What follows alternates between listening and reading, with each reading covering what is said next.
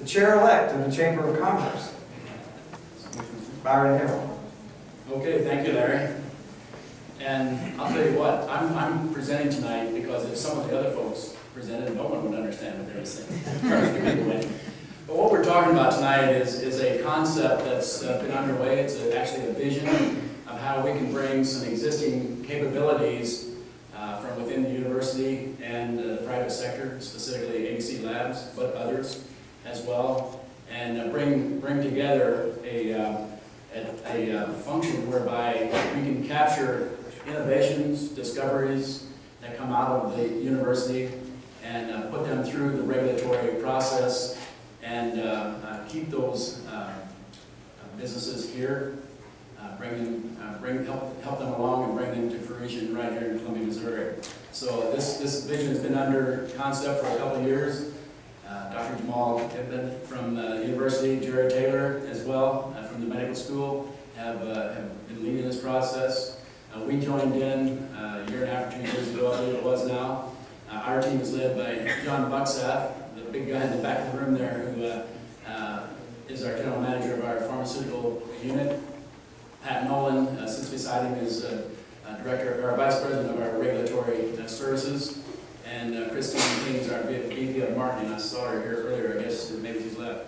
Also a very important part of the team are the doctors Layla Riley and John Kreitzer from Radel. But what we'd like to talk about is surrounding what we in our business call the drug development process. Now, the innovations that the vision includes other things other than drugs, but tonight we're going to talk about the drugs because that's what we know a little bit about. But the drug development pipeline is something everybody's heard a lot about.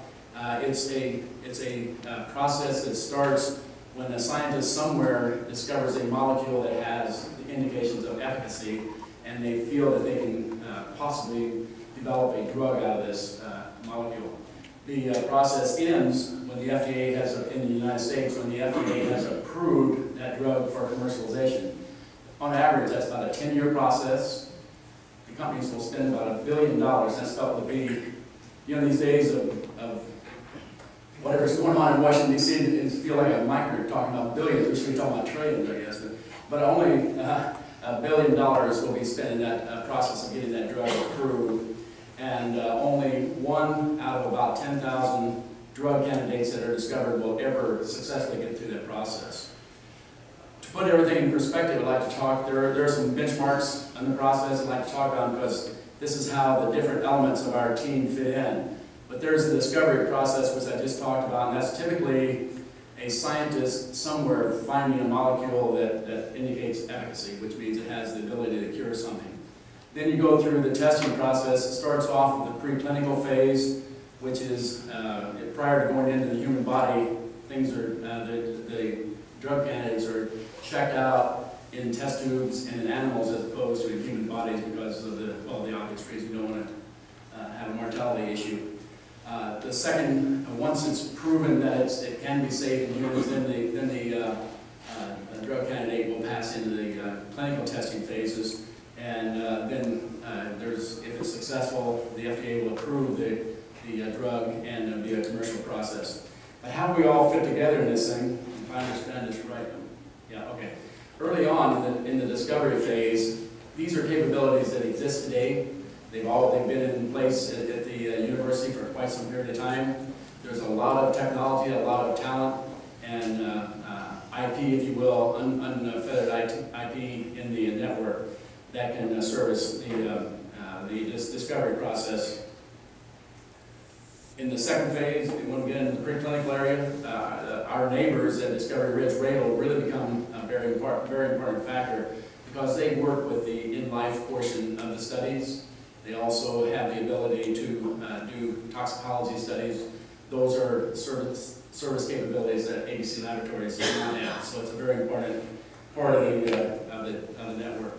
In the preclinical phase, like I said earlier, the drug candidates are tested in either in vitro, which means in a test tube, or in an animal in life to determine whether or not it has the ability to be safe to introduce into humans. Once that the data from those tests is affirmed, the drug company will file what's called an IND with the FDA, which gives them, if approved, gives them permission to go into the clinical testing, which means humans are involved in the testing.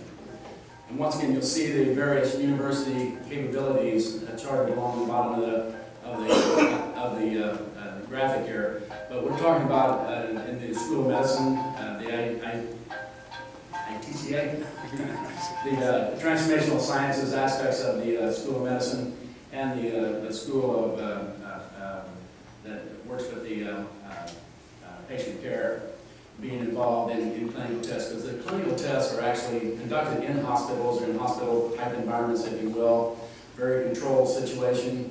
The early tests in the clinical trials are low doses on healthy volunteers, and it eventually accelerates up to full-dose medications in affected patients. Once again, if it's the data is statistically proven that it's safe for commercialization, a document is filed with the FDA. It's called an NDA, New Drug Application. And anybody that's been aware of that process, we're talking about if it were paper, it would be trailer truckloads full of paper that support that filing. It's an incredible process. Some say it's overdone. I guess that's an argument that can be made.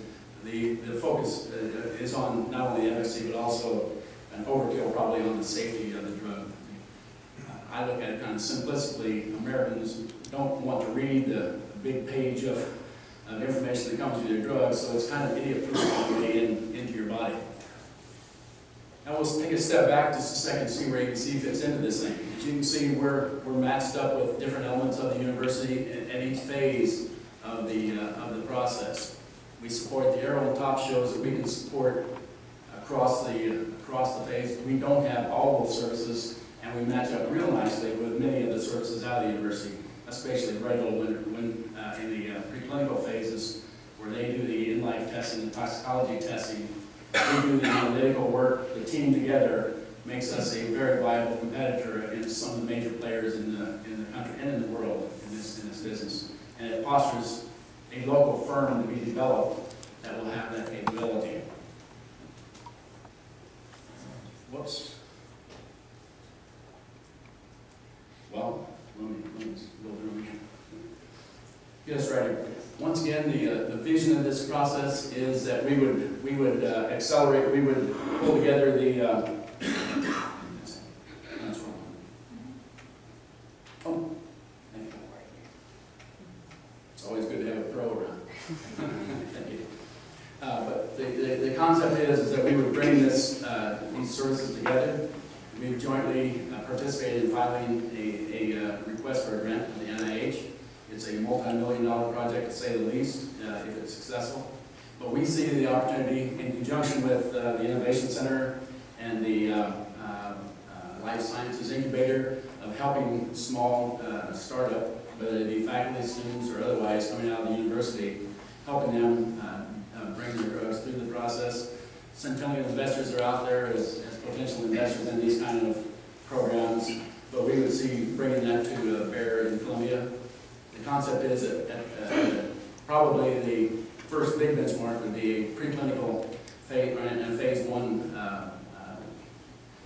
facility where these tests were accomplished, and long-term possibly getting into the clinical trials on a local basis. That would be the dream that we're looking at. Thank you for your time, and Larry. Very good.